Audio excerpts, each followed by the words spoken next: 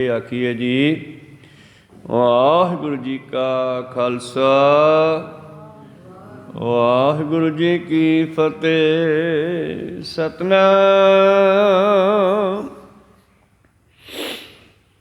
श्री वाहिगुरु साहिब जीओ।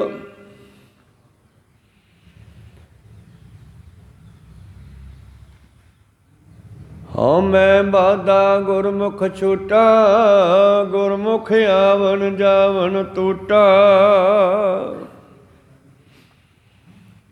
हाँ मैं बाधा गुरमुख छूटा, गुरमुख आवन जावन टूटा। गुरमुख कर्म गुरमुख नेह कर्मा, गुरमुख करे सो सुभाए जियो। गुरमुख कर्म गुरमुख ने कर्मा, गुरमुख करे सो सुभाए जियो। वाहिगुरु। ਇਹ ਪਵਿੱਤਰ ਬਚਨ ਪੰਜਵੇਂ ਪਾਤਸ਼ਾਹ ਸ਼ਹੀਦਾਂ ਦੇ ਸਿਰਤਾਜ ਛਤਰ ਚਬਰ ਤਖਤ ਦੇ ਮਾਲਕ ਸਤਿਗੁਰੂ ਜਿਨ੍ਹਾਂ ਦੇ ਕੋਲ ਕੋ ਸਿੱਧਾਂ ਨੇ ਆ ਕਰਕੇ ਇਹ ਸਵਾਲ ਕੀਤੇ ਸਨ। ਪਿੱਛੇ ਆਪਾਂ ਸਰਵਣ ਕੀਤੇ ਸੀ ਪਿਛਲੇ ਦਿਨੀ ਉਹਨਾਂ ਦੇ 24 ਸਵਾਲ। कौन सो मुक्ता कौन सो जुगता,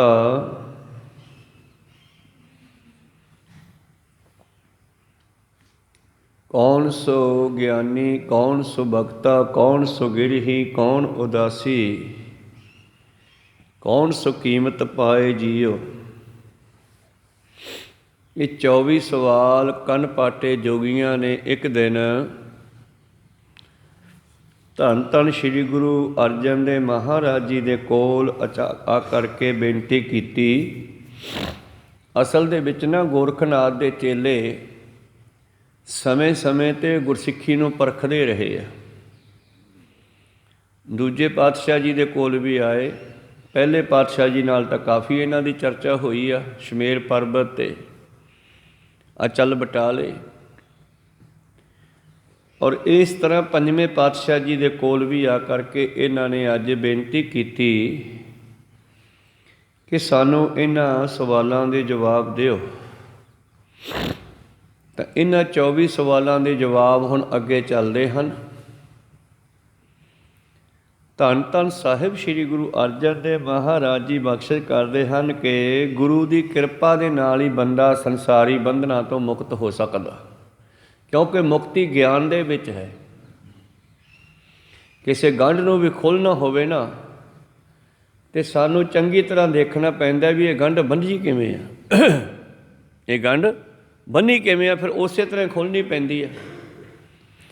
ਇਸੇ ਤਰ੍ਹਾਂ ਜਿਹੜਾ ਸੰਸਾਰ ਹੈ ਇਹ ਬੰਧਨ ਵਿੱਚ ਹੈ, ਮੋਹ ਮਮਤਾ ਦੇ, ਧੀਆਂ ਪੁੱਤਾਂ ਦੇ, ਵਿਸ਼ੇ ਵਿਕਾਰਾਂ ਦੇ, ਸੰਪਤੀ ਦੇ, ਕੋਠੀਆਂ ਕਾਰਾਂ ਦੇ, ਇਹਨਾਂ ਚੀਜ਼ਾਂ ਦੇ ਬੰਧਨ ਸਾਨੂੰ ਸੂਖਮ ਬੰਧਨ ਪਏ ਹੋਏ ਆ।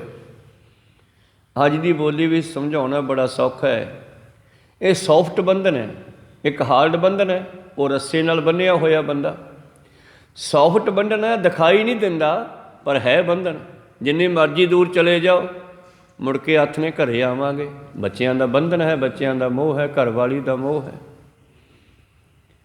ਜਿੱਥੇ ਜਿੱਥੇ ਤੁਹਾਡਾ ਸੰਪਰਕ ਜੁੜਿਆ ਹੋਇਆ ਹੈ, ਜਿੱਥੇ ਜਿੱਥੇ ਤੁਹਾਡਾ ਮੋਹ ਹੈ, ਚਾਹੇ ਉਹ ਸੰਸਾਰੀ ਹੈ ਚਾਹੇ ਦਰਗਾਹੀ ਹੈ, ਤੁਹਾਡੀ ਸੁਰਤ ਉੱਥੇ ਜ਼ਰੂਰ ਜਾਵੇਗੀ ਅਤੇ ਸਰੀਰ ਕਰਕੇ ਵੀ ਤੁਸੀਂ ਉੱਥੇ ਪਹੁੰਚ ਜਾਓਗੇ ਜਿੱਥੇ ਸੁਰਤ ਜਾਂਦੀ ਆ। ਕਿਉਂਕਿ ਪਹਿਲਾਂ ਇਹ ਸੌਫਟ ਜਿਹੜਾ ਬੰਧਨ ਹੈ ਇਹ ਕੰਮ ਕਰਦਾ, ਫਿਰ ਅਸਥੂਲ ਕਰਦਾ। ਪਹਿਲਾਂ ਸੁਰਤ ਕਰਕੇ ਸਾਡਾ ਖਿਆਲ ਜਾਂਦਾ ਅਤੇ ਫਿਰ ਸਰੀਰ ਚੱਲ ਪੈਂਦਾ। ਕਹੋ ਸਤਨਾਮ ਸ੍ਰੀ।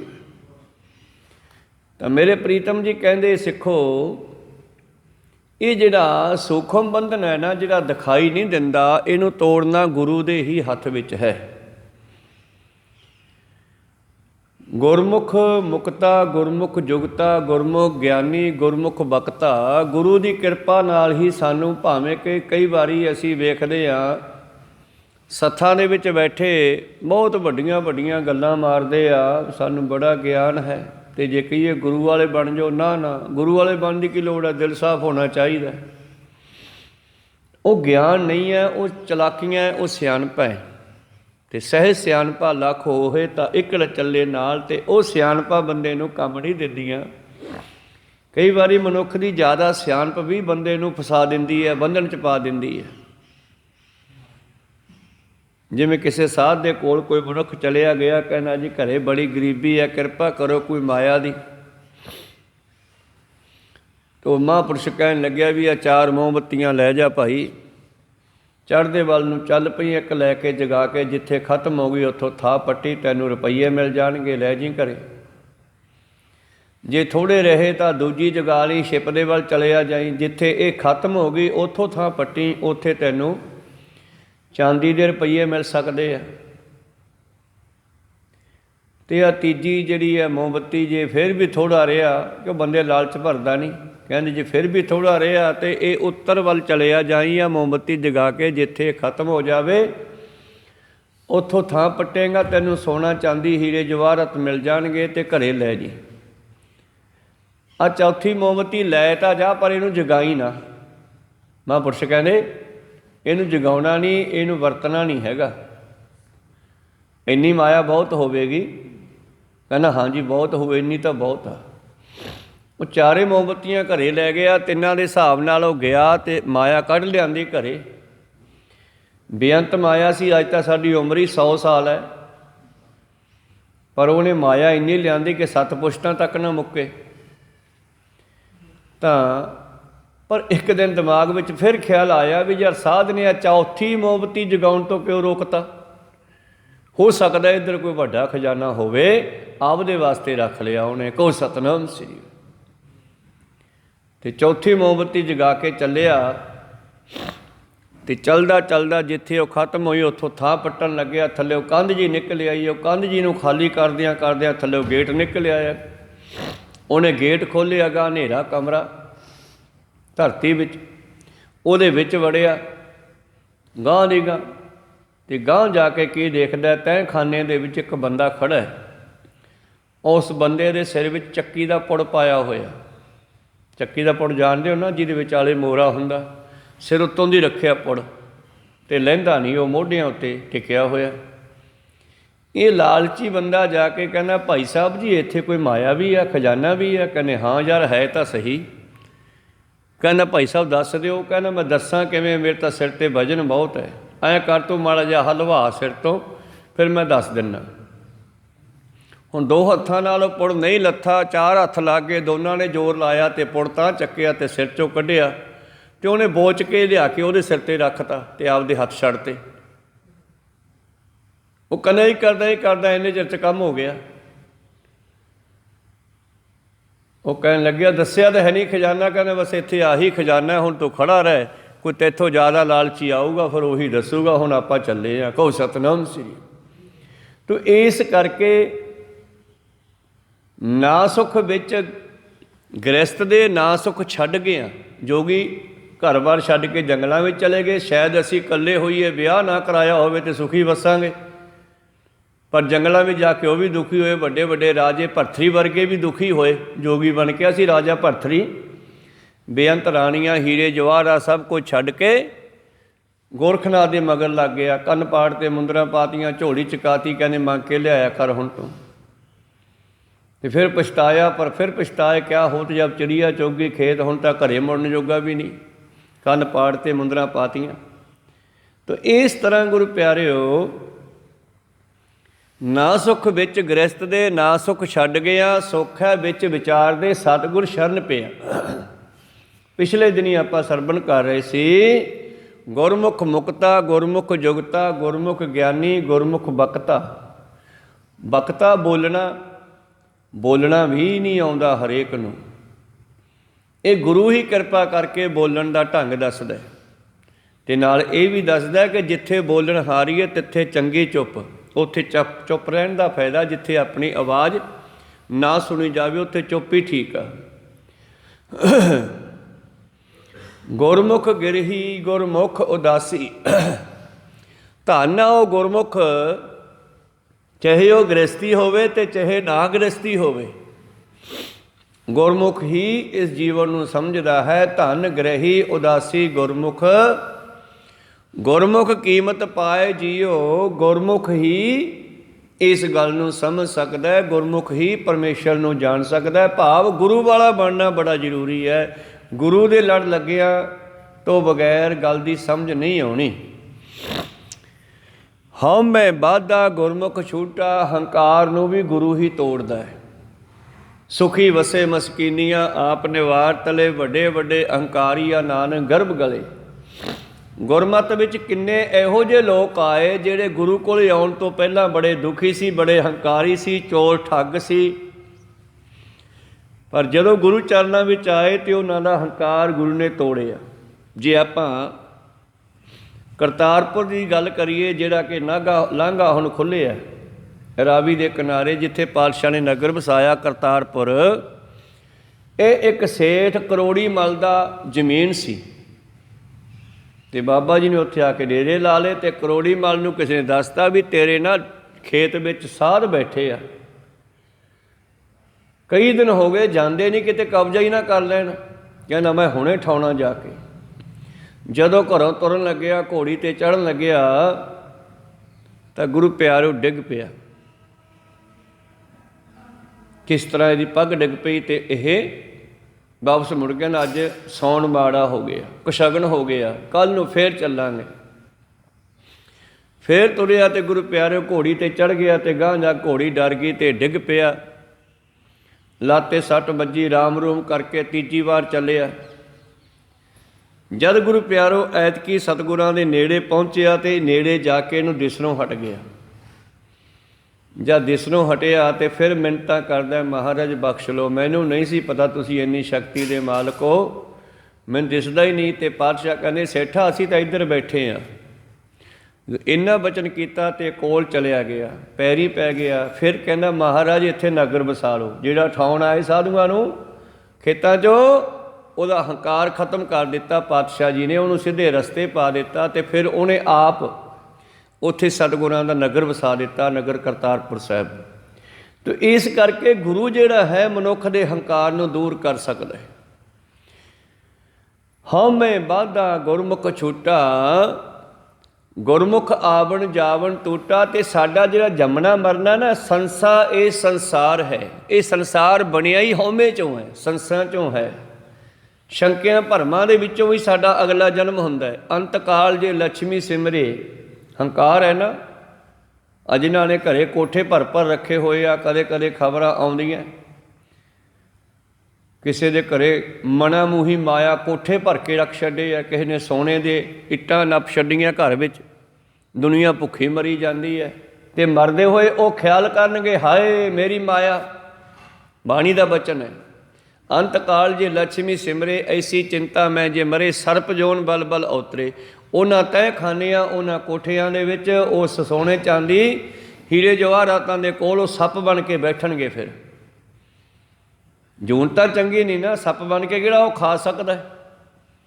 ਭਾਵ ਮਾਇਆ ਕਿਸੇ ਦੇ ਨਾਲ ਨਹੀਂ ਜਾਂਦੀ, ਇਹ ਚਲਦੀ ਫਿਰਦੀ ਚੰਗੀ ਲੱਗਦੀ ਹੈ, ਵਰਤਣਿਆਂ ਚੰਗੀ ਲੱਗਦੀ ਹੈ। ਪਾਤਸ਼ਾਹ ਜੀ ਕਹਿੰਦੇ ਪੈਸਾ ਉਸੇ ਕਾ ਜੋ ਦੇਵੈ ਦਿਲਾਏ ਰਜਾਵੈ ਖੁਦਾਏ। ਰੱਬ ਦੇ ਨਾਂ ਦੇ ਉੱਤੇ ਲੋੜਵੰਦਾਂ ਦੀ ਮਦਦ ਕਰੇ, ਪੈਸਾ ਮਾਨੋ ਉਹਦੀ ਮਦਦ ਕਰਦਾ ਹੈ। ਤੇ ਜਿਹੜਾ ਕਹੇ ਨਹੀਂ ਮੈਂ ਤਾਂ ਬੰਨ੍ਹ ਕੇ ਰੱਖਣਾ ਅੰਦਰ ਕੋਠੇ 'ਚ, ਉਹ ਮਾਇਆ ਉਹਨੂੰ ਬੰਧਨਾਂ ਵਿੱਚ ਪਾਉਂਦੀ ਹੈ। ਖੈਰ ਪ੍ਰੀਤਮ ਜੀ ਕਹਿੰਦੇ ਹਉਮੈ ਬਾਧਾ ਗੁਰਮੁਖ ਛੂਟਾ, ਗੁਰਮੁਖ ਆਵਣ ਜਾਵਣ ਟੂਟਾ।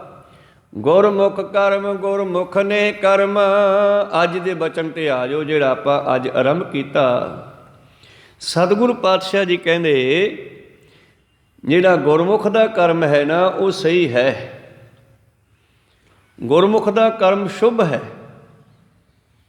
ਉਹ ਸ਼ੁਭ ਕਰਮ ਕਰਦਾ ਹੈ। ਕਰਮ ਤਾਂ ਆਪਾਂ ਸਾਰੇ ਕਰਦੇ ਹਾਂ, ਕਸਾਈ ਵੀ ਕਰਦਾ, ਚੋਰ ਵੀ ਕਰਦਾ, ਠੱਗ ਵੀ ਕਰਦਾ ਹੈ। ਪਰ ਗੁਰਮੁਖ ਜਿਹੜਾ ਹੈ ਆਪਣੇ ਕਰਮ ਨੂੰ ਕਰਨ ਲੱਗਿਆ ਉਹਦੇ ਵਿੱਚ ਕਿਸੇ ਦਾ ਭਲਾ ਵੀ ਦੇਖਦਾ ਹੈ। ਵੀ ਮੇਰੇ ਇਸ ਕੰਮ ਦੇ ਨਾਲ ਕਿਸੇ ਨੂੰ ਨੁਕਸਾਨ ਤਾਂ ਨਹੀਂ ਹੋ ਰਿਹਾ, ਬਲਕਿ ਭਲਾ ਹੋ ਰਿਹਾ ਹੈ, ਤਾਂ ਮੈਂ ਇਹ ਕੰਮ ਕਰਾਂ। ਗੁਰਮੁਖ ਕਰਮ ਗੁਰਮੁਖ ਨਿਹ ਕਰਮਾ, ਤੇ ਗੁਰਮੁਖ ਕਰਮ ਕਰਦਾ ਹੋਇਆ ਵੀ ਨਿਹਕਾਮੀ ਹੈ, ਉਹਦੇ ਫਲ ਦੀ ਇੱਛਾ ਨਹੀਂ ਰੱਖਦਾ। ਆ ਮਨੁੱਖ ਲਾਟਰੀ ਪਾਉਂਦਾ ਨਾ, ਲਾਟਰੀ ਵਾਲੇ ਨੂੰ 100 ਰੁਪਈਆ 200 500 1000 ਦਿੰਦਾ, ਟਿਕਟਾਂ ਲੈਂਦਾ। ਉਹ ਲਾਟਰੀ ਵਾਲੇ ਦਾ ਭਲਾ ਥੋੜ੍ਹਾ ਕਰ ਰਿਹਾ, ਉਹ ਤਾਂ ਕਹਿੰਦਾ ਮੈਨੂੰ ਕਰੋੜਾਂ ਰੁਪਈਆ ਨਿਕਲੂਗਾ, ਮੈਂ ਤਾਂ ਲੈ ਰਿਹਾ। ਉਹ ਤਾਂ ਰੱਬ ਦੀ ਮਰਜ਼ੀ ਕੱਢੇ ਜਾਂ ਨਾ ਕੱਢੇ, ਪਰ ਬੰਦੇ ਦਾ ਸਵਾਰਥ ਆ ਉਹਦੇ ਵਿੱਚ। ਕਹੋ ਸਤਨਾਮ ਸ੍ਰੀ।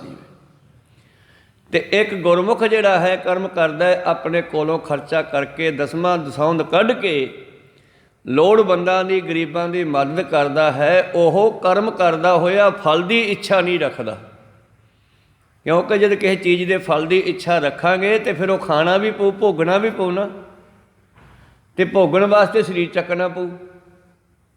ਜੇ ਸਰੀਰ ਚੱਕ ਲਿਆ ਤੇ ਫਿਰ ਸੰਸਾਰ ਵਿੱਚ ਆ ਗਏ, ਫਿਰ ਜੰਮਣ ਮਰਨ 'ਚ ਆ ਗਏ। ਇਸ ਕਰਕੇ ਪਾਤਸ਼ਾਹ ਜੀ ਕਹਿੰਦੇ ਗੁਰਮੁਖ ਹੈ ਜਿਹੜਾ ਕਰਮ ਕਰਦਾ ਹੋਇਆ ਵੀ ਨਿਸ਼ਕਾਮ ਹੈ, ਉਸ ਨੂੰ ਕਿਸੇ ਉਸ ਦੇ ਫਲ ਦੀ ਇੱਛਾ ਨਹੀਂ ਹੈ। ਉਹ ਕਰਮ ਕਰਦਾ ਹੈ ਕਿ ਸਰੀਰ ਮਿਲਿਆ ਕਰਮ ਕਰਨ ਵਾਸਤੇ ਆ। ਜੇ ਪਰਮੇਸ਼ਰ ਨੇ ਮਾਇਆ ਦੇ ਗੱਫੇ ਦਿੱਤੇ ਆ ਤੇ ਇਸ ਨੂੰ ਵੀ ਕੁਝ ਮਾਇਆ ਚੰਗੇ ਕਰਮਾਂ 'ਤੇ ਲਾਈ ਜਾਵੇ, ਚੰਗੇ ਕੰਮਾਂ 'ਤੇ ਲਾਈ ਜਾਵੇ। ਜੋ ਗੁਰਮੁਖ ਨੇ, ਜੋ ਗੁਰਮਤਿ ਨੇ ਸਾਨੂੰ ਗਿਆਨ ਦਿੱਤਾ। ਸਭ ਤੋਂ ਪਹਿਲਾਂ ਬਾਬੇ ਨਾਨਕ ਨੇ ਇਹ ਕੰਮ ਸ਼ੁਰੂ ਕੀਤਾ। ਕਿਵੇਂ? ਜਿਸ ਵੇਲੇ ਪਿਤਾ ਨੇ 20 ਰੁਪਈਏ ਦੇ ਕੇ ਭੇਜਿਆ ਵੀ ਜਾ ਪੁੱਤਰ, ਮੈਂ ਦੇਖਦਾ ਜੇ ਤੂੰ ਵਧਿਆ ਵਪਾਰ ਕਰ ਲਵੇਂ ਤਾਂ ਮੈਂ ਤੈਨੂੰ ਵਪਾਰੀ ਬਣਾ ਦਿਆਂ। ਆ 20 ਰੁਪਈਏ ਲੈ ਜਾ, ਇਹਨਾਂ 20 ਰੁਪਈਆਂ ਦਾ ਚੂੜਕਾਣੇ ਦੀ ਮੰਡੀ 'ਚੋਂ ਕੋਈ ਸੌਦਾ ਖਰੀਦ ਕੇ ਲਿਆ। ਦੇਖਦਾ ਮੈਂ ਤੇਰਾ ਦਿਮਾਗ ਵੇਖਣਾ ਸੀ ਪਾਤਸ਼ਾਹ ਦਾ ਉਸਨੇ। ਦੇਖਦਾ ਮੈਂ ਤੈਨੂੰ, ਜੇ ਤੂੰ ਇਹ 20 ਰੁਪਈਏ ਲਾ ਕੇ ਤੇ ਮੈਨੂੰ 40 ਬਣਾ ਤੇ ਤਾਂ ਮੈਂ ਸਮਝੂ ਵਧੀਆ ਵਪਾਰੀ ਹੈ। ਪਹਿਲਾਂ ਜੌਂ ਦਿੱਤੇ ਮਨ ਪੱਕੇ ਪਾਤਸ਼ਾਹ ਨੂੰ, ਕਹਿੰਦੇ ਐਂ ਕਰ ਪੁੱਤ, ਆਪਣੀ ਖੇਤੀਬਾੜੀ ਬਥੇਰੀ ਆ, ਮੀਂਹ ਪੈ ਗਏ, ਸਾਉਣ ਦਾ ਮਹੀਨਾ, ਬਾਰਿਸ਼ਾਂ ਹੋ ਗਈਆਂ, ਤੇ ਐਂ ਕਰ ਤੂੰ ਇੱਕ ਸੀਰੀ ਲੈ ਜਾ, ਨਾਲ ਦਿਹਾੜੀਆ ਲੈ ਜਾ ਤੇ ਜਾਂ ਜੌਂ ਬੀਜ। ਤੇ ਬਾਬੇ ਨਾਨਕ ਨੇ ਆਪਣੇ ਸਾਥੀ ਨੂੰ, ਪਾਲੀ ਨੂੰ, ਸੀਰੀ ਨੂੰ ਜੌਂ ਦਾ ਗੱਟਾ ਚੁਕਾਇਆ, ਬਲਦ ਹੱਕ ਲਏ, ਬਲਦ ਪਿੱਛੇ ਹਲ ਪਾ ਲਿਆ, ਪਹੁੰਚ ਗਏ ਖੇਤ, ਛਿੱਟੇ ਦੇ ਤੇ ਜੌਆਂ ਦੇ ਔਰ ਹਲ ਫੇਰਤਾ। ਸ਼ਾਮਾਂ ਨੂੰ ਘਰੇ ਆ ਗਏ, ਕਹਿੰਦੇ ਬੀਜ ਆਏ। 5-4 ਦਿਨਾਂ ਬਾਅਦ ਮਹਿਤਾ ਕਾਲੂ ਜੀ ਨੇ ਗੇੜਾ ਮਾਰਿਆ, ਕਹਿੰਦੇ ਵੀ ਜੌਂ ਤਾਂ ਵਧੀਆ ਬੀਜੇ ਆ। ਜੇ ਮੇਰਾ ਪੁੱਤਰ ਨਾਨਕ ਇੱਦਾਂ ਹੀ ਖੇਤੀਬਾੜੀ ਕਰੇ ਤੇ ਵਧੀਆ ਕਿਸਾਨ ਬਣ ਸਕਦਾ। ਹਰੇਕ ਪਿਓ ਦੀ ਇੱਛਾ ਹੁੰਦੀ ਆ ਬੱਚਾ ਕਾਮਯਾਬ ਹੋਵੇ ਕਿਸੇ ਕੰਮ 'ਚ। 5-4 ਦਿਨਾਂ ਬਾਅਦ ਗੇੜਾ ਮਾਰਿਆ, ਧਰਤੀ ਹਰੀ ਹੋ ਗਈ, ਟੰਗੂਰ ਮਾਰੇ ਜੌਆਂ ਨੇ। 10 ਦਿਨਾਂ ਬਾਅਦ ਗੇੜਾ ਮਾਰਿਆ, ਗਿੱਠ-ਗਿੱਠ ਹੋ ਗਏ। ਤਾਂ ਗੁਰੂ ਪਿਆਰਿਓ, ਧੰਨ ਗੁਰੂ ਨਾਨਕ ਦੇਵ ਕਹਿੰਦੇ ਪੁੱਤਰ ਜੌਂ ਤਾਂ ਵਧੀਆ ਬੀਜਿਆ, ਹੁਣ ਤੂੰ ਇਹਨਾਂ ਦੀ ਰਾਖੀ ਕਰੀ, ਇਹਨਾਂ ਨੂੰ ਅਵਾਰਾ ਪਸ਼ੂਆਂ ਤੋਂ ਬਚਾਈ, ਔਰ ਜੇ ਤੂੰ ਇਹ ਜੌਂ ਪਕਾ ਕੇ ਘਰੇ ਲਿਆਵੇਂ ਤਾਂ ਮੈਂ ਤੇਰੇ ਨਾਲ ਦਿਹਾੜੀਏ, ਸੀਰੀ ਪਾਲੀ ਵਾਧੂ ਲਾ ਦੂੰਗਾ ਤੇ ਤੂੰ ਖੇਤੀਬਾੜੀ ਕਰਵਾਇਆ ਕਰ। ਤੇ ਗੁਰੂ ਨਾਨਕ ਪਾਤਸ਼ਾਹ ਨੇ ਸੋਚਿਆ ਵੀ ਬਾਪੂ ਤਾਂ ਫਸ ਗਿਆ ਲਾਲਚ ਵਿੱਚ, ਤੇ ਆਪਾਂ ਵੀ ਫਸ ਜਾਵਾਂਗੇ, ਇਹਦਾ ਇੱਥੇ ਕੰਮ ਲੋਟ ਕਰੀਏ। ਤੇ ਧੰਨ ਗੁਰੂ ਨਾਨਕ ਦੇਵ ਜਾ ਕੇ ਬਹਿ ਜਾਂਦੇ ਆ ਖੇਤਾਂ ਵਿੱਚ ਟਾਹਲੀ ਥੱਲੇ ਆਪਦੇ ਸਿਮਰਨ ਵਿੱਚ, ਤੇ ਅਵਾਰਾ ਪਸ਼ੂ ਆ ਜਾਂਦੇ ਆ ਤੇ ਖਾਣਾ ਸ਼ੁਰੂ ਕਰਦੇ ਆ। ਹੌਲੀ ਹੌਲੀ ਵਾਢਾ ਲਾਇਆ ਐਸਾ। ਮਹੀਨੇ ਕੁ ਬਾਅਦ ਕਿਤੇ ਗੇੜਾ ਵੱਜਿਆ ਦੁਬਾਰਾ ਕਿਤੇ ਮਹਿਤਾ ਕਾਲੂ ਜੀ ਦਾ, ਬਈ ਜੌਂ ਤਾਂ ਵੱਡੇ ਵੱਡੇ ਹੋ ਗਏ ਹੋਣਗੇ। ਨਾਨਕ ਰੋਜ਼ ਰਾਖੀ ਕਰਦਾ, ਜਾ ਕੇ ਉੱਥੇ ਬਹਿ ਜਾਂਦਾ, ਪਰ ਜਾ ਗਿਆ ਤਾਂ ਕੀ ਵੇਖਦਾ, ਵਿੱਚ ਅਵਾਰਾ ਪਸ਼ੂ ਬੈਠੇ ਆ। ਨਾਨਕ ਚੌਂਕੜਾ ਮਾਰ ਕੇ ਬੈਠਾ ਆਪਣੀ ਟਾਹਲੀ ਥੱਲੇ, ਤੇ ਦੂਰੋਂ ਹੀ ਵੇਖ ਕੇ ਤੇ ਜਿਉਂ ਸਾਰੇ ਖਾ ਗਏ ਅਵਾਰਾ ਪਸ਼ੂ। ਫਟਾਰਾ ਦਿਸਦਾ ਨਹੀਂ ਕਿਸੇ ਪਾਸੇ। ਤਾਂ ਗੁਰੂ ਪਿਆਰਿਓ, ਮਹਿਤਾ ਕਾਲੂ ਉੱਥੋਂ ਹੀ ਫਿਰ ਉੱਚੀ ਉੱਚੀ ਕੌੜੇ ਸ਼ਬਦ ਬੋਲਣ ਲੱਗਿਆ,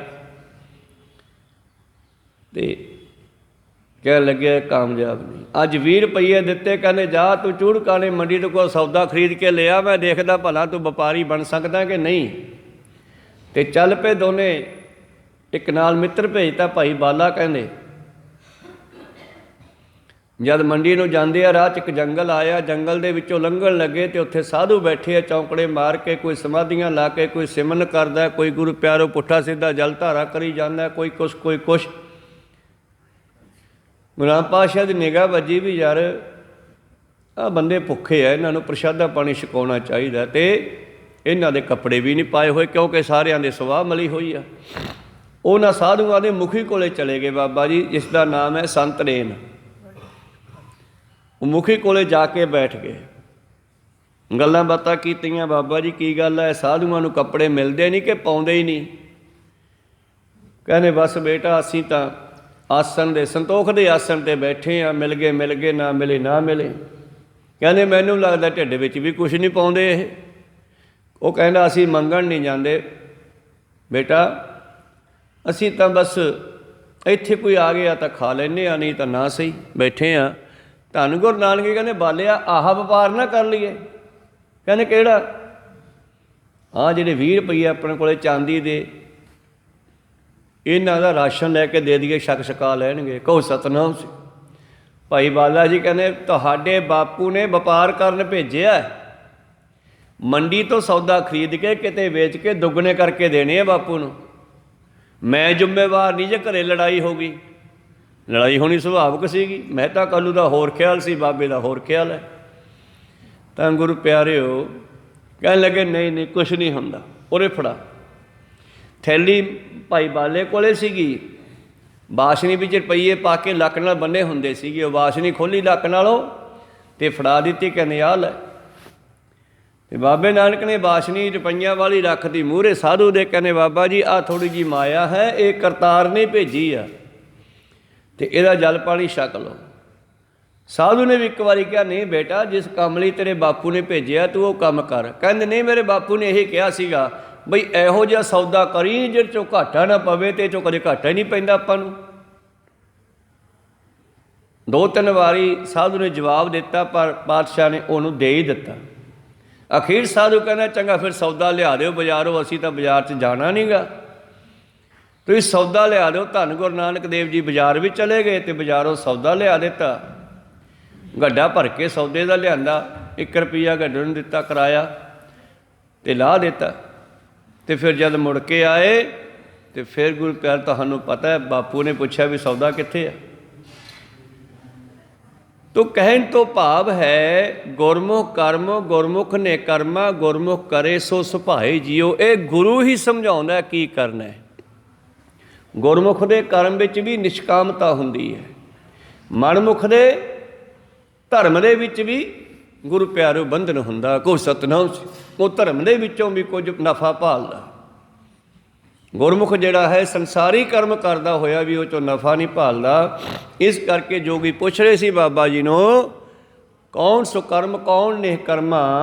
बाबा जी कहने गुरमुख, गुरु ही समझावेगा कि किहड़ा कर्म करना है तो उहदा फल की मंगना है। ते असल दे विच गुरु नानक पातशाह ने सानूं ये समझाया, नेकी कर दरिया में डाल, कर्म कर तो होए निहकामी तिसको होत प्राप्त सुआमी।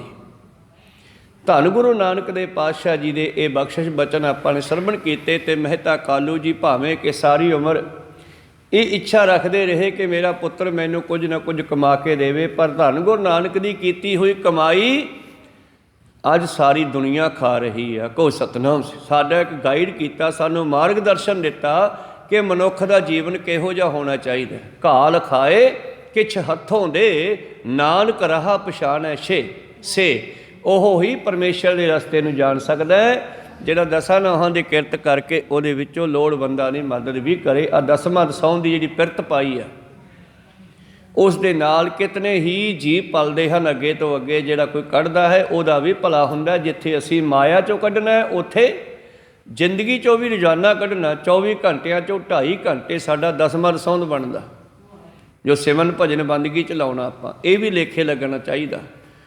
तो जे असीं 2.5 घंटे सिमरन कर लैंदे आ, चाहे वाहिगुरू मंत्र का, चाहे गुरु मंत्र का, चाहे नितनेम पढ़िया लिखिया नितनेम कर लवे, अनपढ़िया मंत्र मूल मंत्र गुरु मंत्र का जाप कर लवे, 2.5 घंटे सतगुर नूं समर्पण करने, जिवें मर्जी करो। तो इस तरह वो साढ़े 2.5 घंटे लाए हुए 2 घंटे 40 मिनट बनते आ।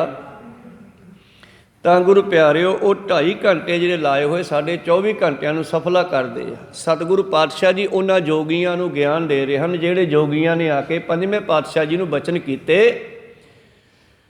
ਧੰਨ ਸ੍ਰੀ ਗ੍ਰੰਥ ਸਾਹਿਬ ਜੀ ਦੇ ਪਵਿੱਤਰ ਅੰਗ 131 ਉੱਪਰ ਸੁਭਾਏਮਾਨ ਲੜੀਵਾਰ ਸ਼ਬਦ ਇਹ ਉਹਨਾਂ ਨੇ ਪੁੱਛਿਆ ਸੀ, ਕੌਣ ਸੋ ਮੁਕਤਾ, ਕੌਣ ਸੋ ਜੁਗਤਾ, ਕੌਣ ਸੋ ਗਿਆਨੀ, ਕੌਣ ਸੋ ਬਖਤਾ, ਕੌਣ ਸੋ ਗਿਰਹੀ, ਕੌਣ ਉਦਾਸੀ, ਕੌਣ ਸੋ ਕੀਮਤ ਪਾਏ ਜੀਓ।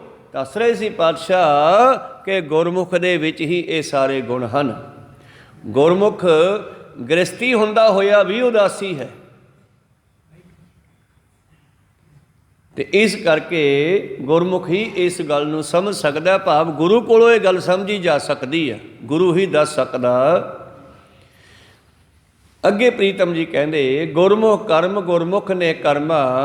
ਗੁਰਮੁਖ ਦੇ ਕਰਮ ਜਿਹੜੇ ਹਨ ਨਿਸ਼ਕਾਮ ਭਾਵਨਾ ਵਾਲੇ ਹੁੰਦੇ ਹਨ। ਉਹ ਕਰਮ ਕਰਕੇ ਉਹਦਾ ਫਲ ਨਹੀਂ ਮੰਗਦਾ। ਗੁਰਮੁਖ ਕਰਮ ਗੁਰਮੁਖ ਨੇ ਕਰਮਾ, ਗੁਰਮੁਖ ਕਰੇ ਸੋ ਸੁਭਾਏ ਜੀਓ। ਗੁਰਮੁਖ ਜੋ ਕਰਦਾ ਹੈ ਉਹ ਸਹਿਜ ਸੁਭਾਅ ਕਰਦਾ।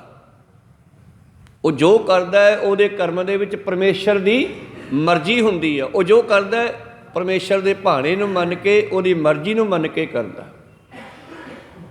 ਗੁਰਮੁਖ ਸੁਖੀਆ ਮਨਮੁਖ ਦੁਖੀਆ। ਹੁਣ ਬੇਅੰਤ ਪੈਸੇ ਵਾਲੇ ਵੀ ਦੁਖੀ ਆ, ਤੇ ਭਗਤ ਕਬੀਰ ਸਾਹਿਬ ਵਰਗੇ ਗੁਰਮੁਖ ਜਿਹੜੇ ਉਹ ਸੁਖੀ ਆ, ਘਰੇ ਵਿੱਚ ਗਰੀਬੀ ਆ। ਕਹੋ ਸਤਨਾਮ ਸ੍ਰੀ। ਤਾਂ ਸੁੱਖ ਕਿੱਥੇ ਹੈ? ਸੁੱਖ ਹੈ ਗਿਆਨ ਵਿੱਚ। ਨਾ ਸੁੱਖ ਵਿੱਚ ਗ੍ਰਸਤ ਦੇ, ਨਾਨਕ ਸੁੱਖ ਛੱਡ ਗਿਆ। ਸੁੱਖ ਹੈ ਵਿੱਚ ਵਿਚਾਰ ਦੇ, ਸਤਿਗੁਰ ਸ਼ਰਨ ਪਿਆ। ਹੁਣ ਗੁਰੂ ਪਿਆਰੋ ਅਸੀਂ ਮਾਤ ਲੋਕ ਦੇ ਵਿੱਚ ਦੇਖਦੇ ਹਾਂ ਕਿਤਨੇ ਵੱਡੇ ਵੱਡੇ ਅਮੀਰ ਲੋਕ ਵੀ ਦੁਖੀ ਹਨ। ਜਿਵੇਂ ਆਪਾਂ ਪਿਛਲੇ ਦਿਨੀ ਇੱਕ ਵਿਚਾਰ ਸਰਵਣ ਕੀਤੀ ਸੀ ਕਿ ਧੰਨ ਧੰਨ ਸ਼੍ਰੀ ਗੁਰੂ ਨਾਨਕ ਦੇਵ ਜੀ ਮਹਾਰਾਜ ਯਾਤਰਾ ਦੌਰਾਨ ਇੱਕ ਬਾਜ਼ਾਰ 'ਚੋਂ ਲੰਘਣ ਲੱਗੇ ਤੇ ਬਾਜ਼ਾਰ ਦੇ ਵਿੱਚ ਰੁਕ ਗਏ। ਸਾਹਮਣੇ ਦੁਕਾਨ ਹੈ ਇੱਕ ਸੇਠ ਦੀ, ਬੜਾ ਗਾਹਕ ਪੈ ਰਿਹਾ, ਤੇ ਇੱਧਰਲੇ ਪਾਸੇ ਪਾਤਸ਼ਾਹ ਸਾਹਮਣੇ ਜੀ ਹੋ ਕੇ ਬਹਿ ਗਏ। ਭਾਈ ਮਰਦਾਨਾ ਜੀ ਕਹਿੰਦੇ ਵੀ ਇਹ ਬੰਦਾ ਤਾਂ ਬੜਾ ਖੁਸ਼ ਹੈ, ਮਹਾਰਾਜ ਬੜਾ ਸੁਖੀ ਹੋਵੇਗਾ। ਕਿੰਨੀ ਗਾਹਕ ਪੈਂਦਾ, ਕਿੰਨੀ ਮਾਇਆ ਡਿੱਗਦੀ ਆ, ਕਿੰਨਾ ਸੌਦਾ ਵਿਕਦਾ। ਕਹਿੰਦੇ ਮਰਦਾਨੇ ਪਤਾ ਕਰਕੇ ਆਏ ਨੂੰ ਵੀ ਸੁਖੀ ਆ ਕਿ ਦੁਖੀ ਆ। ਤੇ ਜਿਸ ਵੇਲੇ ਗੁਰੂ ਪਿਆਰਿਓ ਭਾਈ ਮਰਦਾਨਾ ਜੀ ਉਹ ਸੇਠ ਨੂੰ ਕਹਿੰਦਾ, ਹੋਰ ਬਾਬੂ ਜੀ ਠੀਕ ਹੋ? ਸੇਠ ਕਹਿੰਦਾ ਠੀਕ ਆ। ਵੈਸੇ ਗਾਹਕ ਤਾਂ ਬਹੁਤ ਪੈਂਦਾ। ਕਹਿੰਦੇ ਹਾਂ। ਫਿਰ ਤਾਂ ਬਈ ਤੁਸੀਂ ਖੁਸ਼ ਹੋਵੋਗੇ। ਬੋਲ ਕਹਿੰਦਾ ਮੇਰੇ ਜਿੰਨਾ ਦੁਖੀ ਕੋਈ ਨਹੀਂ। ਕਹੋ ਸਤਨਾਮ। ਮਰਦਾਨਾ ਕਹਿੰਦਾ ਵੀ ਇਹ ਕੀ ਗੱਲ? ਇੰਨਾ ਪੈਸਾ ਆਉਂਦਾ, ਇੰਨਾ ਗਾਹਕ ਆਉਂਦਾ, ਸੋਹਣੀ ਦੁਕਾਨ ਹੈ, ਸੋਹਣਾ ਸੌਦਾ ਵਿਕਦਾ ਤੇਰਾ, ਤੇ ਫਿਰ ਦੁਖੀ ਕਿਉਂ ਆ? ਕਹਿੰਦਾ ਦੁੱਖ ਵੀ ਐਸਾ ਹੈ ਕਿ ਜਿਹੜਾ ਮੈਂ ਕਿਸੇ ਨੂੰ ਦੱਸ ਨਹੀਂ ਸਕਦਾ। ਅੱਛਾ। ਭਾਈ ਮਰਦਾਨਾ ਜੀ ਆ ਕਹਿੰਦੇ ਮਹਾਰਾਜ ਤਾਂ ਕਹਿੰਦਾ ਮੈਂ ਦੁਖੀ ਬੜਾ ਹਾਂ ਤੇ ਦੁੱਖ ਵੀ ਦੱਸ ਨਹੀਂ ਸਕਦਾ। ਫਿਰ ਕਹਿੰਦੇ ਗੁਰੂ ਨਾਨਕ ਪਾਤਸ਼ਾਹ ਨੇ ਉਹਨੂੰ ਕੋਲ ਬੁਲਾਇਆ, ਪੁੱਛਿਆ ਵੀ ਕੀ ਦੁੱਖ ਹੈ? ਉਹਨੇ ਜਦ ਆਪਣਾ ਦੁੱਖ ਦੱਸਿਆ ਤੇ ਪਾਤਸ਼ਾਹ ਜੀ ਨੂੰ ਉਸ 'ਤੇ ਦਇਆ ਆਈ। ਉਸ ਦੇ ਨਾਲ ਉਸ ਦੇ ਘਰ ਗਏ ਤੇ ਗੁਰੂ ਪਿਆਰਿਓ ਉਸ ਦਾ ਉਹ ਦੁੱਖ ਦੂਰ ਕੀਤਾ।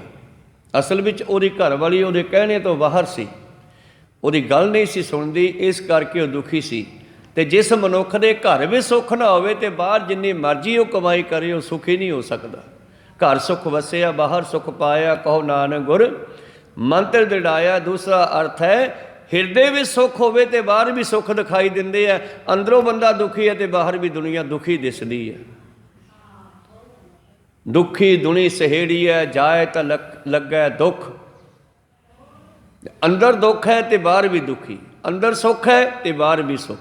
ਜੈਸਾ ਵੇਖੈ ਤੈਸਾ ਵੇਖ। ਜਿਹੋ ਜਿਹਾ ਅੰਦਰੋਂ ਹੈ ਉਹੋ ਜਿਹਾ ਬਾਹਰੋਂ ਦਿਖਾਈ ਦਿੰਦੀ ਹੈ ਦੁਨੀਆ। ਮੇਰੇ ਪ੍ਰੀਤਮ ਜੀ ਕਹਿੰਦੇ ਗੁਰਮੁਖ ਸੁਖੀਆ ਮਨਮੁਖ ਦੁਖੀਆ। ਮਨਮੁਖ ਦੁਖੀ ਹੈ, ਗੁਰਮੁਖ ਸਨਮੁਖ। ਸਨਮੁਖ ਕੌਣ ਹੈ ਤੇ ਬੇਮੁਖ ਕੌਣ ਹੈ?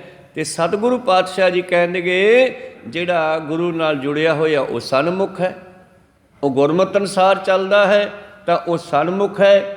ਤੇ ਬੇਮੁਖ ਹੁੰਦਾ ਜਿਹੜਾ ਕਿਸੇ ਦੀ ਗੱਲ ਨਾ ਮੰਨੇ। ਤੇ ਜਿਹੜਾ ਮਨਮੁਖ, ਜਿਹੜਾ ਮਨ ਦੇ ਮਗਰ ਚੱਲਦਾ ਹੈ, ਮਨ ਨੂੰ ਮੁੱਖ ਰੱਖ ਕੇ ਚੱਲਦਾ ਹੈ, ਉਹ ਗੁਰੂ ਤੋਂ ਬੇਮੁਖ ਹੈ। ਜਿਸ ਤਰ੍ਹਾਂ ਗੁਰੂ ਪਿਆਰੋ ਆਉਣ ਵਾਲੇ ਸਮਿਆਂ ਦੇ ਵਿੱਚ ਗੱਲ ਆਵੇਗੀ, ਜਿਸ ਵੇਲੇ ਦੁਨੀ ਚੰਦ ਤੇ ਉਹਦੇ ਸਾਥੀ ਅਨੰਦਪੁਰ ਸਾਹਿਬ ਦੇ ਵਿੱਚੋਂ ਰਾਤ ਨੂੰ ਚਲੇ ਗਏ। ਦੱਸ ਕੇ ਨਹੀਂ ਗਏ, ਕਿਉਂਕਿ ਗੁਰੂ ਪਾਤਸ਼ਾਹ ਜੀ ਨੂੰ ਜਦੋਂ ਕਿਸੇ ਨੇ ਦੱਸਿਆ ਕਿ ਬਈ ਕੇਸਰੀ ਚੰਦ ਇੱਕ ਹਾਥੀ ਲੈ ਕੇ ਆ ਰਹੇ ਆ ਅਤੇ ਆਪਣੇ ਕਿਲੇ ਦਾ ਗੇਟ ਭੰਨਣਾ ਚਾਹੁੰਦੇ ਆ। ਅਤੇ ਪਾਤਸ਼ਾਹ ਕਹਿੰਦੇ ਸਾਡਾ ਹਾਥੀ ਦੁਨੀ ਚੰਦ ਹੈਗਾ, ਇਹ ਹਾਥੀ ਦਾ ਮੁਕਾਬਲਾ ਕਰੇਗਾ। ਘਬਰਾ ਗਿਆ, ਪੇਟੂ ਸੀ, 2.5 ਸੇਰ ਪ੍ਰਸ਼ਾਦ ਖਾ ਜਾਂਦਾ ਸੀ, ਢਿੱਡ ਵੱਡਾ ਸੀ, ਪਰ ਲੜਨ ਤੋਂ ਡਰ ਗਿਆ। ਸਾਰੀ ਰਾਤ ਸਿੰਘਾਂ ਨੂੰ ਕਹਿੰਦਾ ਰਿਹਾ ਯਾਰ ਪਾਤਸ਼ਾਹ ਨੂੰ ਕਹੋ ਬੰਦਾ ਕਿਵੇਂ ਲੜੂ ਹਾਥੀ ਨਾਲ।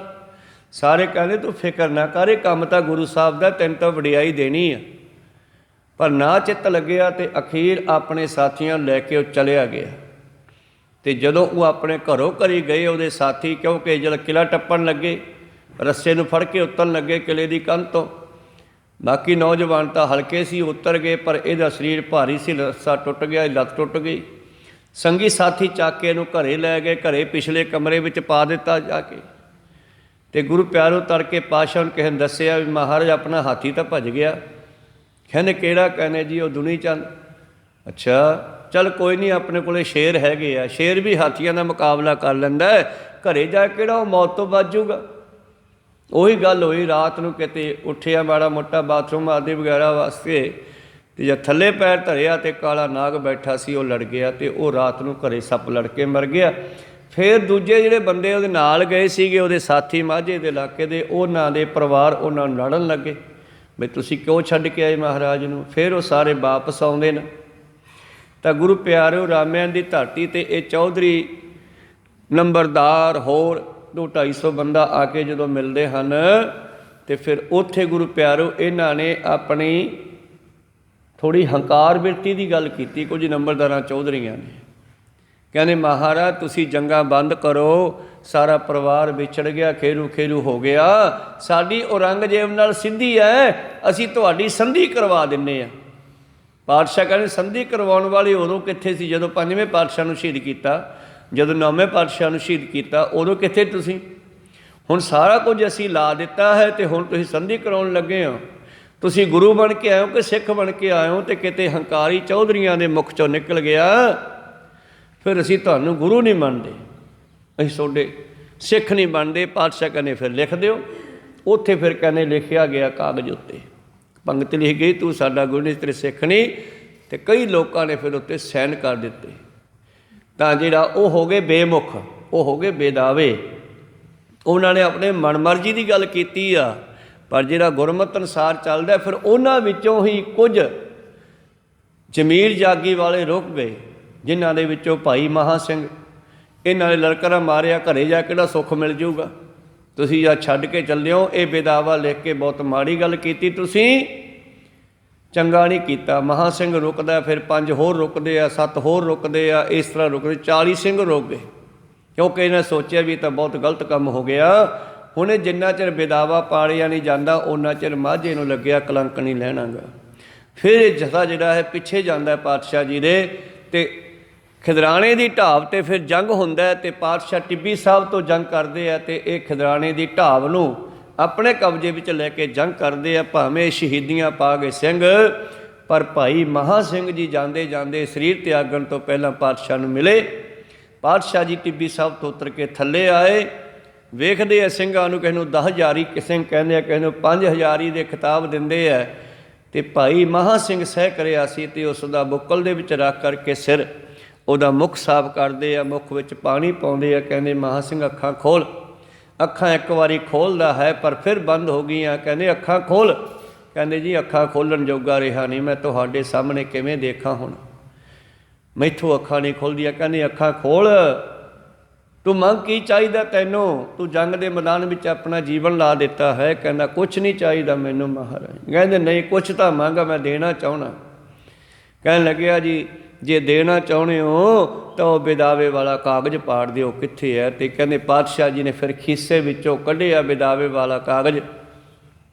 ਭਾਵੇਂ ਕਿ ਪਹਿਲਾਂ ਪਾਤਸ਼ਾਹ ਨੇ ਕਿਹਾ ਟੁੱਟੀ ਹੁੱਟੀ, ਪਹਿਲਾਂ ਕਿਹਾ ਟੁੱਟੀ ਗੰਢ ਲਓ, ਪਾਤਸ਼ਾਹ ਕਹਿੰਦੇ ਟੁੱਟੀ ਹੁੱਟੀ ਛੱਡ ਉਸ ਗੱਲ ਨੂੰ, ਤੈਨੂੰ ਰਾਜਾ ਬਣਾ ਦਿਆਂ ਦੁਨੀਆ ਦਾ। ਕਹਿੰਦਾ ਨਹੀਂ ਜੀ, ਮੇਰੇ ਜਿਹੜੇ ਸੰਗੀ ਸਾਥੀ ਮਾਝੇ ਵਾਲੇ 40-50 ਜਿਹੜੇ 40 ਸਿੰਘ ਮੇਰੇ ਨਾਲ ਆਏ ਸੀ, ਉਹ ਸ਼ਹੀਦੀਆਂ ਪਾ ਗਏ, ਅਤੇ ਇਹਨਾਂ ਨੂੰ ਸੱਚਖੰਡ ਵਿੱਚੋਂ ਆਵਾਜ਼ਾਂ ਆ ਰਹੀਆਂ ਤੁਸੀਂ ਗੁਰੂ ਤੋਂ ਬੇਮੁਖ ਹੋ। ਗੁਰਮੁਖ ਸਨਮੁਖ, ਮਨਮੁਖ ਬੇਮੁਖੀਆ, ਤੁਸੀਂ ਬੇਮੁਖ ਹੋ, ਤੁਹਾਨੂੰ ਕੋਈ ਐਂਟਰੀ ਨਹੀਂ ਮੇਰੇ ਚਰਨਾਂ ਦੇ ਵਿੱਚ, ਵਾਪਸ ਚਲੇ ਜਾਓ। ਇਹ ਰੂਹਾਂ ਸਾਰੀਆਂ ਭਟਕ ਜਾਣਗੀਆਂ। ਮਹਾਰਾਜ ਮਾਝੇ ਨੂੰ ਦਾਗ ਲੱਗ ਗਿਆ, ਕਿਰਪਾ ਕਰਕੇ ਉਹ ਬੇਦਾਵੇ ਵਾਲਾ ਕਾਗਜ਼ ਕੱਢੋ। ਜੋ 3-4 ਵਾਰੀ ਇਹੋ ਹੀ ਬੇਨਤੀ ਕੀਤੀ, ਧੰਨ ਗੁਰੂ ਪਾਤਸ਼ਾਹ ਨੇ ਖੀਸੇ 'ਚੋਂ ਕਾਗਜ਼ ਕੱਢੇ ਆ, ਇਹਨੂੰ ਦਿਖਾਇਆ ਚੰਗੀ ਤਰ੍ਹਾਂ, ਦੇਖ ਉਹੀ ਆ। ਕਹਿੰਦੇ ਜੀ ਉਹੀ ਆ, ਕਿਰਪਾ ਕਰਕੇ ਇਹਨੂੰ ਪਾੜ ਦਿਓ। ਅਤੇ ਪਾਤਸ਼ਾਹ ਨੇ ਉਸ ਕਾਗਜ਼ ਦੇ ਬਰੀਕ ਬਰੀਕ ਟੋਟੇ ਕਰਕੇ ਚਕਨਾ ਚੂਰ ਕਰਕੇ ਹਵਾ ਵਿੱਚ ਉਡਾ ਦਿੱਤਾ ਅਤੇ ਬਚਨ ਕੀਤਾ, ਟੁੱਟੀ ਗੰਢੀ। ਤਾਂ ਉਹ ਜੇ ਕੋ ਗੁਰ ਤੇ ਬੇਮੁਖ ਹੋਵੇ, ਬਿਨ ਸਤਿਗੁਰ ਮੁਕਤ ਨ ਪਾਵੈ, ਪਾਵੈ ਮੁਕਤ ਨ ਹੋਰ ਥੈ ਕੋਈ, ਪੁੱਛੋ ਵਿਵੇਕੀਆਂ ਜਾਏ, ਅਨੇਕ ਜੂਨੀ ਭਰਮ ਆਵੇ, ਬਿਨ ਸਤਿਗੁਰ ਮੁਕਤ ਨ ਪਾਏ। ਫਿਰ ਮੁਕਤ ਪਾਏ ਲਾਗ ਚਰਨੀ ਸਤਿਗੁਰੂ ਸ਼ਬਦ ਸੁਣਾਏ। ਗੁਰੂ ਸਾਹਿਬ ਨੇ ਫਿਰ ਇਹਦੇ ਕੰਨ ਵਿੱਚ ਅੱਜ ਸ਼ਬਦ ਪਾਇਆ ਅਤੇ ਫਿਰ ਮਾਝੇ ਵਾਲਿਆਂ ਨੂੰ ਆਪਣੇ ਚਰਨੀ ਲਾਇਆ। ਗੁਰਮੁਖ ਸਨਮੁਖ, ਗੁਰਮੁਖ ਹੀ ਗੁਰੂ ਦੇ ਸਨਮੁਖ ਹੈ। ਮਨਮੁਖ ਮਰਜ਼ੀ ਕਰਨ ਵਾਲਾ ਬੇਮੁਖ ਹੈ ਭਾਈ। ਗੁਰਮੁਖ ਮਿਲੀਐ ਮਨਮੁਖ ਵਿਚਰੈ। ਗੁਰੂ ਵਾਲੇ ਬਣ ਕੇ ਹੀ ਅਸੀਂ ਪਰਮੇਸ਼ਰ ਦੇ ਨਾਲ ਮਿਲ ਸਕਦੇ ਹਾਂ, ਮਨਮਤ ਕਰਕੇ ਹੀ ਅਸੀਂ ਵਿਛੜੇ ਹਾਂ। ਕਿਰਤ ਕਰਮ ਕੇ ਵਿਛੜੇ, ਕਰ ਕਿਰਪਾ ਮੇਲੋ ਰਾਮ, 4 ਕੁੰਟ ਦਾ ਦਿਸ ਭਰਮੇ ਥੱਕ ਆਏ ਪ੍ਰਭ ਕੀ ਸ਼ਾਮ। ਤੇ ਪਾਤਸ਼ਾਹ ਕਹਿੰਦੇ ਧੇਨ ਦੁੱਧੈ ਤੇ ਬਾਹਰੀ ਕਿਤੇ ਨੇ ਆਵੇ ਕਾਮ। ਜਿਹੜੀ ਗਾਂ ਦੁੱਧ ਨਹੀਂ ਦਿੰਦੀ ਉਹਨੂੰ ਕੋਈ ਨਹੀਂ ਸਾਂਭਦਾ। ਤੁਹਾਡੇ ਵਿੱਚ ਕੀ ਗੁਣ ਹੈ? ਧੇਨ ਦੁੱਧੈ ਤੇ ਬਾਹਰੀ ਕਿਤੇ ਨ ਆਵੈ ਕਾਮ, ਜਲ ਬਿਨ ਸਾਹ ਕੁਮਲਾਵਤੀ ਉਪਜੈ ਨਾਹੀ ਦਾਮ। ਪਾਣੀ ਬਿਨ ਦਰਖਤ ਹਰਾ ਭਰਾ ਨਹੀਂ ਹੁੰਦਾ, ਅਤੇ ਬਾਣੀ ਬਿਨ ਬੰਦੇ ਵਿੱਚ ਗੁਣਾਂ ਦੇ ਪੱਤੇ ਨਹੀਂ ਨਿਕਲਦੇ। ਕੋ ਸਤਨਾਮ ਸ੍ਰੀ। ਬੰਦੇ ਵਿੱਚ ਚੰਗੇ ਗੁਣ ਤਾਂ ਆਉਣਗੇ ਜੇ ਬਾਣੀ ਨਾਲ ਜੁੜੇਗਾ, ਗੁਰੂ ਨਾਲ ਜੁੜੇਗਾ। ਤਾਂ ਇਸ ਕਰਕੇ ਪਾਤਸ਼ਾਹ ਜੀ ਕਹਿੰਦੇ ਗੁਰਮੁਖ ਮਿਲੀਐ ਮਨਮੁਖ ਵਿਚਰੇ। ਇਹਦੀ ਜਾਣਕਾਰੀ ਕੌਣ ਦਿੰਦਾ? ਗੁਰਮੁਖ ਬਿਦ ਪ੍ਰਗਟਾਏ ਜੀਓ। ਇੱਥੇ ਗੁਰਮੁਖ ਦਾ ਅਰਥ ਹੈ ਗੁਰੂ। ਗੁਰੂ ਹੀ ਇਹ ਜੁਗਤੀ ਦੱਸਦਾ ਕਿਵੇਂ ਮਿਲਿਆ ਜਾ ਸਕਦਾ ਹੈ। ਇਹ ਗੁਰੂ ਹੀ ਕਿਰਪਾ ਕਰਦਾ। ਗੁਰਮੁਖ ਬਿਦ ਪ੍ਰਗਟਾਏ ਜੀਓ, ਗੁਰਮੁਖ ਅੱਖਰ ਜਿਤ ਧਾਵਤ ਰਹਿਤਾ। ਇਹ ਭਟਕਦਾ ਹੋਇਆ ਮਨ ਕਿਵੇਂ ਰੋਕਿਆ ਜਾ ਸਕਦਾ ਹੈ? ਕਹਿੰਦੇ ਜਦੋਂ ਗੁਰੂ ਦੇ ਮੁਖ ਤੋਂ ਸ਼ਬਦ ਮਿਲਦਾ ਹੈ, ਫਿਰ ਸਾਡੀ ਭਟਕਣਾ ਖਤਮ ਹੁੰਦੀ ਹੈ। ਵਾਹਿਗੁਰੂ ਗੁਰਮੰਤਰ ਹੈ ਜਪ ਹਉ ਮੈਂ ਖੋਈ। ਪਰ ਉਦੋਂ ਜਦੋਂ 5 ਪਿਆਰਿਆਂ ਦੇ ਮੁਖ 'ਚੋਂ ਸੁਣਾਂਗੇ ਜਾ ਕੇ, ਕਹੋ ਸਤਨਾਮ। ਜਦੋਂ ਗੁਰੂ ਦੇ ਮੁਖ 'ਚੋਂ ਸੁਣਾਂਗੇ, ਗੁਰੂ ਦੇ ਮੁਖ 'ਚੋਂ ਸੁਣਿਆ ਹੋਇਆ ਅੱਖਰ ਸਾਡੀ ਭਟਕਣਾ ਖਤਮ ਕਰਦਾ ਹੈ। ਧਾਵਨਾ ਹੁੰਦਾ ਹੈ ਟੇਡੀਆਂ ਜੂਨਾਂ ਵਿੱਚ ਜਾਣਾ। ਕਈ ਜਨਮ ਪੈ ਕੀਟ ਪਤੰਗਾ, ਕਈ ਜਨਮ ਗਜਮੀਨ ਕੁਰੰਗਾ, ਕਈ ਜਨਮ ਪੰਖੀ ਸਰਪ ਹੋਇਓ, ਕਈ ਜਨਮ ਹੈਵਰ ਬਿਰਖ ਜੋਇਓ। ਮਿਲ ਜਗਦੀਸ਼ ਮਿਲਨ ਕੀ ਬਰੀਆ, ਚਿਰੰਕਾਲ ਇਹ ਦੇਹ ਸੰਜਰੀਆ। ਗੁਰਮੁਖ ਅੱਖਰ, ਗੁਰੂ ਦੇ ਮੁਖ 'ਚੋਂ ਨਿਕਲਿਆ ਸ਼ਬਦ, ਜਿਤ ਧਾਵਤ ਰਹਿਤਾ, ਸਾਡੀ ਮਨ ਦੀ ਭਟਕਣਾ ਮੁੱਕਦੀ ਆ। ਗੁਰ ਉਪਦੇਸ਼, ਗੁਰਮੁਖ ਉਪਦੇਸ਼, ਦੁੱਖ ਸੁੱਖ ਸਮ ਸਹਿਤਾ। ਤੇ ਉਹ ਗੁਰੂ ਦਾ ਮੰਤਰ ਜਿਹਨੇ ਪ੍ਰਾਪਤ ਕਰ ਲਿਆ, ਉਹ ਤੱਤੀ ਤਵੀ 'ਤੇ ਵੀ ਬੈਠ ਗਿਆ। ਉਹ ਗੁਰੂ ਪਿਆਰੋ ਆਰੇ ਨਾਲ ਵੀ ਚੀਰਿਆ ਗਿਆ, ਉਹ ਧਬ ਦੇ ਦੇਗਿਆਂ ਵਿੱਚ ਵੀ ਬਹਿ ਗਿਆ। ਭਾਈ ਮਤੀ ਦਾਸ, ਸਤੀ ਦਾਸ, ਭਾਈ ਦਿਆਲਾ, ਇਹ 3 ਚਾਰਕ ਨਹੀਂ, ਬੇਅੰਤ ਸਿੰਘਾਂ ਨੇ ਸ਼ਹੀਦੀਆਂ ਪਾਈਆਂ। ਪਰ ਹੱਸ ਕੇ ਮੌਤ ਨੂੰ ਮਖੌਲਾਂ ਕਰਦੇ ਹੋਏ ਸ਼ਹੀਦੀਆਂ ਪਾਉਂਦੇ ਨੇ। ਇਹ ਗੁਰੂ ਦੀ ਕਿਰਪਾ ਸਦਕਾ ਹੀ ਹੈ ਕਿ ਦੁੱਖਾਂ ਸੁੱਖਾਂ ਨੂੰ ਬਰਾਬਰ ਝੱਲਿਆ ਜਾ ਸਕੇ।